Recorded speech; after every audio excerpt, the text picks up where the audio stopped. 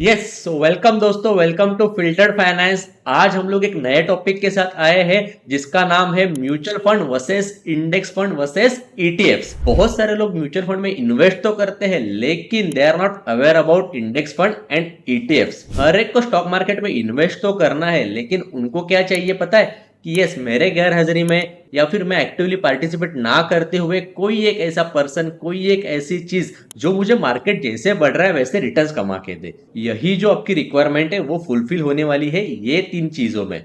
ठीक है, समझ गया। तो यस हम लोग हर एक चीज नेक्स्ट 5 मिनट्स में इन डिटेल देखने वाले हैं, जिसके बाद आपको पूरा का पूरा आइडिया आ जाएगा कि यस क्या एक्चुअल डिफरेंस है, किसमें ज्यादा रिटर्न्स मिलने वाले हैं, किसके क्या बेनिफिट्स है।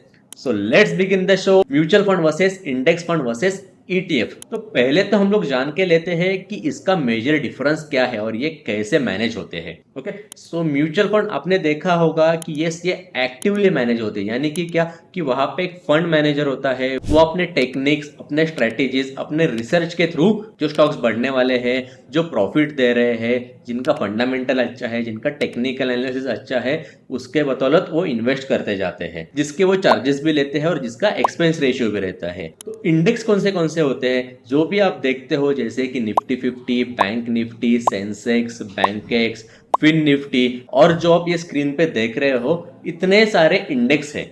तो उसमें आप इन्वेस्ट कर सकते हो। तो अभी उसमें इन्वेस्ट करने के लिए क्या आपको लगता है कि जो फंड मैनेजर रहेगा, जो म्यूचुअल फंड में रहते हैं फंड मैनेजर, उनको एक्टिवली जाके उसमें R&D करनी होगी या फिर रिसर्च करना होगा, उनके खुद की स्ट्रैटेजी डेवलप करनी होगी? तो नहीं बॉस, जैसे इंडेक्स चल रहा है, जो इंडेक्स में स्टॉक्स है, जितना उनका वेटेज है वही वेटेज के साथ फंड मैनेजर क्या करता है कि आपके इंडेक्स फंड में पैसे लगा देता है। सो ये तो हो गया kind of similar to mutual fund only. So yes mutual fund and index fund more और लेस सिमिलर ही है, लेकिन उसमें जो मेजर डिफरेंसेस है वो हम लोग आगे देखेंगे ही। यस तो अभी बात करते हैं हम लोग ईटीएफ के बारे में। तो ईटीएफ यानी कि क्या, एक्सचेंज ट्रेडेड फंड। अभी यहाँ पे एक्सचेंज की जहाँ पे बात आती है वहां पे इंडेक्स की तो बात आएगी। एक्सचेंज कौन से है तो एनएससी एंड बीएससी, तो फिर उसके इंडेक्स कौन से है तो निफ्टी 50 एंड सेंसेक्स। सो वैसे ही जो अपने इंडेक्स देखे हैं, जो एक्सचेंज के इंडेक्स है उसमें जो स्टॉक्स है उनका जो वेटेज है उसमें पैसिवली बोलो या फिर ब्लाइंडली बोलो इन्वेस्ट किया जाता है। तो किसके थ्रू तो एक एएमसी के थ्रू, जो आपको स्क्रीन पे दिखाई दे रहे हैं वो एएमसी के थ्रू आप ईटीएफ में इन्वेस्ट कर सकते हो। सो इन डिटेल हम लोग अभी यहाँ पे कंपैरिजन में देखेंगे। सो यस यहाँ पे आप देख सकते हो कि मैनेजमेंट का तो हम लोग ने ऑलरेडी डिस्कस किया कि म्यूचुअल फंड में एक्टिवली पार्टिसिपेशन रहता है फंड मैनेजर का, तो वैसे ही फंड मैनेजर को इंडेक्स फंड में पैसिवली मैनेज करना पड़ता है। यानी कि क्या कि उनको कोई स्ट्रैटेजी या फिर कौन सा स्टॉक लेना है उसमें उतना माथाफोड़ी नहीं करनी पड़ती, उतनी स्ट्रैटेजीज नहीं लगानी पड़ती, उतना रिसर्च नहीं करना पड़ता है। जो इंडेक्स है, इंडेक्स के जो फंड है उसमें इन्वेस्ट करते हैं। ईटीएफ में देखोगे तो ईटीएफ में मैं तो बोलूंगा कि वहां पे कोई फंड मैनेजर रहता ही नहीं है। जो इंडेक्स के स्टॉक्स है उसमें वो एडवांटेज के हिसाब से इन्वेस्ट किया जाता है।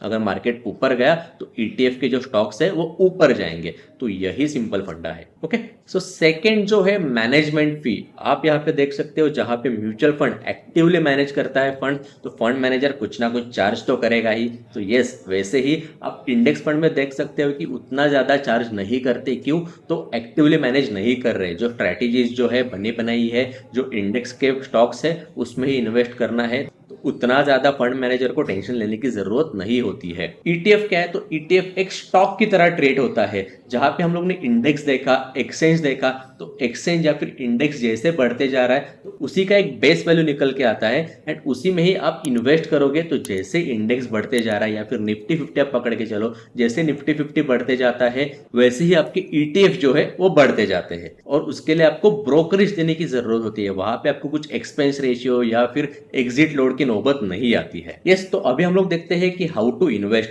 Mutual fund, index fund and ETF में। Mutual fund and index fund में होता क्या है कि केवाईसी के थ्रू आप इन्वेस्ट कर सकते हो। केवाईसी यानी कि क्या कि जहां पे बैंक अकाउंट से पैसे डायरेक्ट होके इन्वेस्ट हो जाएंगे, तो वो सिर्फ केवाईसी की जरूरत होती है। लेकिन ईटीएफ में आप देखोगे तो आपका डीमैट अकाउंट जरूरी है। तो ये तो आपको मेजर डिफरेंस पता चल गया। जो कि आपको डीमैट अकाउंट में पैसे डालने हैं तो पहले बैंक अकाउंट से यूपीआई के थ्रू डीमैट अकाउंट में पैसे ऐड करने पड़ते हैं, उसके बाद ईटीएफ में आप इन्वेस्ट कर सकते हो। लेकिन mutual fund and index fund में आप डायरेक्टली बैंक अकाउंट से इन्वेस्ट कर सकते हो। तो वैसे ही आप देखोगे कि mutual fund and index fund में आप एस SIP कर सकते हो, लेकिन ETF में SIP पॉसिबल नहीं है। आप उसमें स्टॉक्स की तरह इन्वेस्ट कर सकते हो। सो ये एक आपको मेजर डिफरेंस पता चल गया है। तो वैसे ही आगे हम लोग देखते हैं अभी कि एक्सपर्ट गाइडेंस जहाँ पे फंड मैनेजर है तो उसका हमें एक्सपर्ट गाइडेंस मिलता है एंड उसके लिए हम लोग पे भी करते हैं, जो कि एक्सपेंस रेशियो रहता है। लेकिन उसी तरीके से इंडेक्स फंड में क्या होता है कि फंड मैनेजर तो रहते हैं लेकिन वो ब्लाइंडली इन्वेस्ट करते हैं, जो वेटेज रहेगा, जो स्टॉक्स रहेंगे उसमें। एंड ETF में आप देखोगे तो टोटली ब्लाइंड इन्वेस्टमेंट रहता है, जैसे इंडेक्स में स्टॉक्स है उसमें वो इन्वेस्ट किया जाता है एंड उसके लिए आपको ब्रोकरेज देने की जरूरत होती है। करंट मार्केट बेनिफिट, तो mutual fund and index fund में NAV रहता है। NAV यानी कि क्या, नेट एसेट वैल्यू। तो उसमें होता क्या है कि हर एक दिन का NAV निकल के आता है। लेट सपोज एग्जांपल के तौर पे हम लोग समझते हैं कि मार्केट अगर मॉर्निंग में 1 to 2% डाउन ओपन होके 330 को एक 2% पॉजिटिव में क्लोजिंग दे दी, तो वो सिनेरियो में होगा क्या कि जो 1 to 2% डाउन हुआ था स्टार्टिंग में ओपन, उसका आपको बेनिफिट नहीं लेने मिलेगा। किसमें, तो mutual fund and index fund में। एंड वही चीज अगर आप ETF में देखोगे तो करंट मार्केट प्राइस का बेनिफिट ले सकते हो। अगर मार्केट डे ओपन होते ही अगर डाउन है 1 to 2%, तो आप वो एक्चुअल मार्केट प्राइस, जो करंट मार्केट प्राइस चल रहा है उसके ऊपर आप स्टॉक की तरह उसमें बाय कर सकते हो। NAV में आपको पर्टिकुलर अमाउंट के साथ मल्टीपल यूनिट्स मिलते जाते हैं, लेकिन वैसे ही ETF में आप देखोगे तो शेयर्स की तरह आपको मल्टीपल क्वांटिटीज बाय करनी होती है।